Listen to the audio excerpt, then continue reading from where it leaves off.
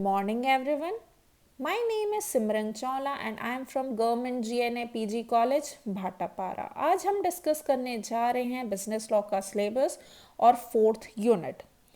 First unit के अंतर्गत हम पढ़ेंगे चैप्टर 1 जो कि है definition nature of contract, chapter 2 agreement offer and acceptance, chapter 3 consideration, chapter 4 capacity of parties to contract, Chapter 5 Free Consent, Chapter 7 Expressly Declared Void Agreement, Chapter 10 Performance of Contract, Chapter 11 Discharge of Contract, Chapter 12 Breach of Contract and its unit जो है वो हमारी है special contract की, जिसके अंतर्गत हम पढ़ेंगे chapter 13 indemnity and guarantee, chapter 14 bailment and place, chapter 15 agency.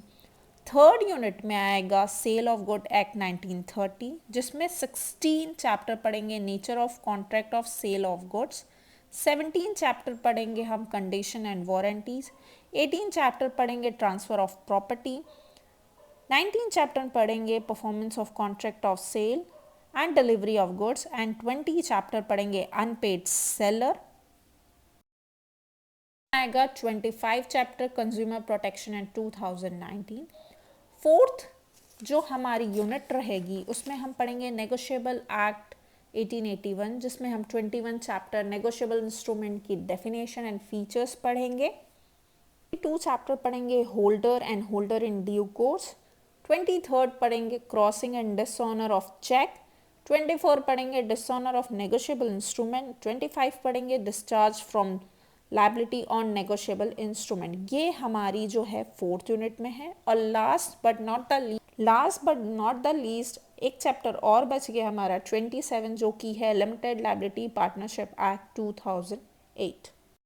आज हम डिस्कस करने जा रहे हैं नेगोशिएबल इंस्ट्रूमेंट एक्ट 1881, जो कि यूनिट 4 का हिस्सा है। उसमें chapter negotiable instrument definitions and features etcetera, जिसमें हम डील करेंगे डेफिनेशन ऑफ नेगोशिएबल इंस्ट्रूमेंट, जो कि सेक्शन 13 फर्स्ट में दिया गया है, जो स्टेट करता है negotiable instrument means a promissory note, bills of exchange, cheque payable either to the order और बेयरर। इस लाइन में 2 शब्द का उपयोग किया गया है, पेबल टू बेयरर और payable to order. Payable to bearer का मतलब ये होता है जिस पर्टिकुलर पर्सन का नाम उसमें लिखा होगा उसको हम नेगोशिएबल इंस्ट्रूमेंट देंगे। पेबल टू बेयरर का मतलब ये होता है जिसके हाथ में इंस्ट्रूमेंट होगा उसको हम क्या देंगे, मनी देंगे, या जो भी उसमें कितना अमाउंट पेमेंट करने को बोला है वो दिया जाएगा। Moving to the next topic, अब हम डिस्कस करने जा रहे हैं कैरेक्टरिस्टिक्स ऑफ नेगोशिएबल इंस्ट्रूमेंट। जो उसकी पहली कैरेक्टरिस्टिक है वो है negotiability. Negotiable instrument are easily transferable from one person to another without complying with a special formality like writing a transfer deed और स्टैम्पिंग।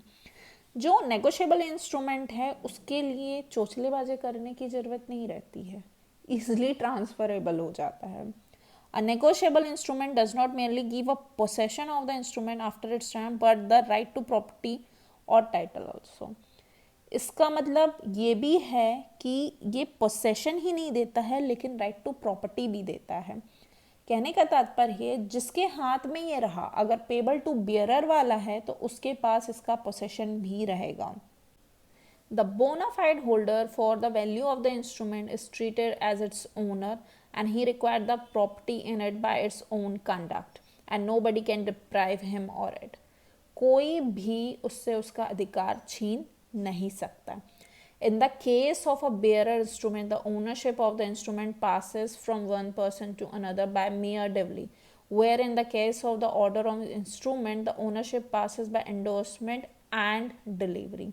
अगर bearer instrument है तो वन पर्सन से अनदर एक डिलीवरी के तहत ओनरशिप पास होगी, लेकिन ऑर्डर इंस्ट्रूमेंट है तो वो सिर्फ एंडोर्समेंट और डिलीवरी से होगी। ठीक है, उसके this is the most important characteristics of negotiable instrument that the property is it's transferable. 2 चीज में इसमें बताया गया है, अगर वो नेगोशिएबल इंस्ट्रूमेंट ऑर्डर टू पे है तो वो मियर डिलीवरी और आपका negotiable, next second, the bona fide holder for value of the instrument is treated as its owner and acquire the property in its own conduct and nobody can deprive him और it. इसके कहने का मतलब ये है कि जो होल्डर रहेगा, बोनाफाइड होल्डर रहेगा, वो उसके पास ओनरशिप रहेगी, कोई भी उसकी ओनरशिप उससे छीन नहीं सकता है। इसमें मैंने बताया था डेफिनेशन में दो केस, एक in case of bearer instrument और in case of order instrument. अगर बियरर इंस्ट्रूमेंट है तो आप इजिली ओनरशिप को ट्रांसफर कर सकते हैं, ठीक है।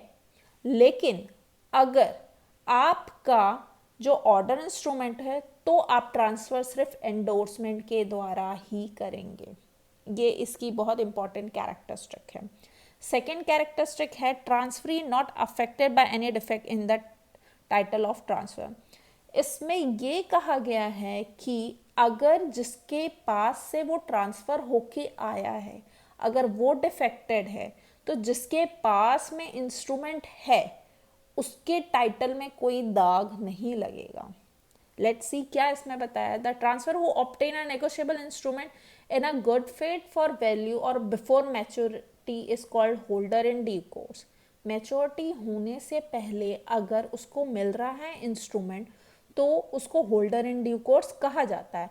And the title of holder in due course is not affected in any way if the title of transfer और any other previous party is defective.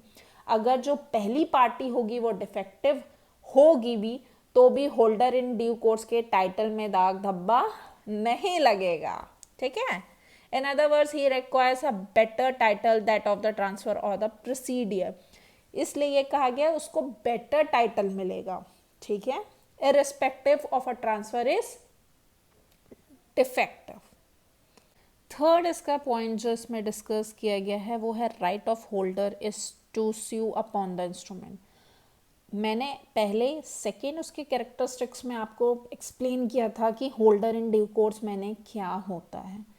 अगर उसको कुछ लगा कि उसके नाम या फिर उसका जो टाइटल है वो डिफेक्टिव है या फिर वो मानहानि, मतलब आप मानहानि का केस तो आप जान रहे हैं क्या होता है। अगर उसको लग रहा है ये डिफेक्टिव है, ये गोलमाल तरीके से आया है, तो वो अपने नाम पे अगले को अल्टीमेटम दे सकता है, ठीक है। ये इस थर्ड कैरेक्टरिस्टिक्स में इसको डिफाइन किया गया है। अब उसका जो एक और जो कैरेक्टरिस्टिक है वो है ट्रांसफ़र। मतलब इसका कहने का मतलब है कि negotiable instrument can be transfer infinite time. Infinite time मतलब उसको मैच्योरिटी होने से पहले आप कितने भी बार क्या कर सकते हैं, ट्रांसफ़र कर सकते हैं। चेक को नंबर ऑफ टाइम तक भी ट्रांसफ़र किया जाता है जब तक वो उसकी डेट नहीं आ जाती है, उसकी भी मैच्योरिटी नहीं होती है। फिफ्थ पॉइंट इसमें डिस्कस किया गया है अनकंडीशनल प्रॉमिस के बारे में। It is an important feature of a negotiable instrument that it is always unconditional. The maker or the drawer of the instrument promise unconditionally without imposing any condition. Unconditional मतलब उस पर कोई शर्त वगैरह नहीं होगी। The sum is certain.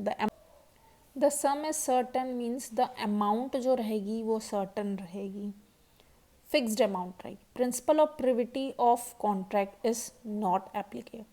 Privity का मतलब ये है जिसका नाम लिखा हुआ है, जो पार्टी है कॉन्ट्रैक्ट हो रहा है उसी के पास राइट होता है, लेकिन ये जो रहेगा प्रिंसिपल यहाँ एप्लीकेबल नहीं है। थर्ड पार्टी भी अपना राइट इसमें हक जमा सकता है। अब हम डील करेंगे प्रिजम्पशन क्या होता है नेगोशिएबल इंस्ट्रूमेंट का, कंसिडरेशन उसका पहला पॉइंट। कोई भी अजम्पशन ये लिया जाता है कि कंसिडरेशन के बिना वो पॉसिबल नहीं होगा। प्रिजम्पशन पहली चीज़ की कंसिडरेशन होना चाहिए उसमें। दूसरा उसमें डिटेल बताया कि डेट मेंशन होनी चाहिए। तीसरा बोला है कि टाइम ऑफ एक्सेप्टेंस, कब उसको एक्सेप्ट किया जा रहा है वो मेंशन होना चाहिए। टाइम ऑफ ट्रांसफ़र, कब उसको ट्रांसफ़र किया जा रहा है वो मेंशन होना चाहिए। ऑर्डर ऑफ इंस्ट्रूमेंट, एंडोर्समेंट मतलब किस ऑर्डर पे उसको ट्रांसफ़र किया जाएगा वो मेंशन होना चाहिए। Holder is a holder due course. The presumption of law is that the holder of negotiable instrument is a holder in due course. Every holder of such instrument is presumed to have paid consideration for it and to have in a good faith. हमेशा ये माना जाएगा कि जो भी holder है, जो भी इंस्ट्रूमेंट को होल्ड कर रहा है, वो गुड फेथ में हो, वो धोखेबाज ना हो. सेक्शन 1119 के तहत ये कहा गया है कि उसका जो प्रूफ होगा वो उसमें डिक्लेयर किया जाएगा फॉर एविडेंस.